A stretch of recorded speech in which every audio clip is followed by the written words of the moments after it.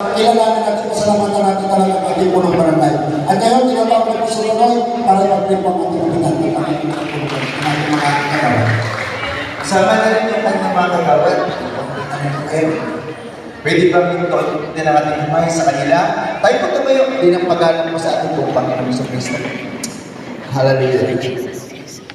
Minamahal namin Diyos, kayo po ang naglalagay sa puso ng isang magandang bagay, katulad ng nilagay mo sa puso ng aming pong kagalang-galang na kapitan at ng aming mga kagawad. Marami pong proyekto, Panginoon, nagaganap, Panginoon, dahil yan ay galing sa iyo. Pero salamat po, kung puso mo kami nagpapasalamat sapagkat nakikinabang, Panginoon, ang barangay sa Lawag, Panginoon, dahil po sa iyong kabutihan. Kami naman nagpapasalamat sa iyo, Panginoon, kasama po, Panginoon, ang aming pong barangay kapitan at mga kagawad.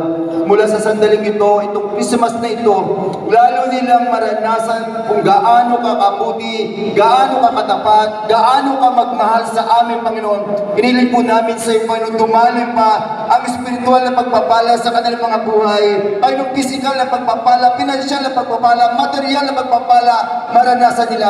Lord, ang kalusugan ng iyong anak, dalangin po namin, ingatan mo at proteksyon mo, kasama, Panginoon, ang kanya pong mga kagawad, Panginoon.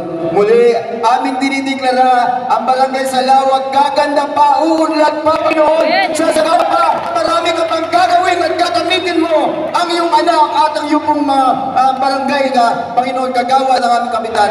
Maraming salamat po. Kami naman ng mga lingkod mo, ng aming dalangin para sa kanila ay kami po, Panginoon, manalangin para sa kanila. Salamat po na marami sa iyo. Papuri pa salamat sa pangalan ng aming Panginoong Isus. Amen and amen.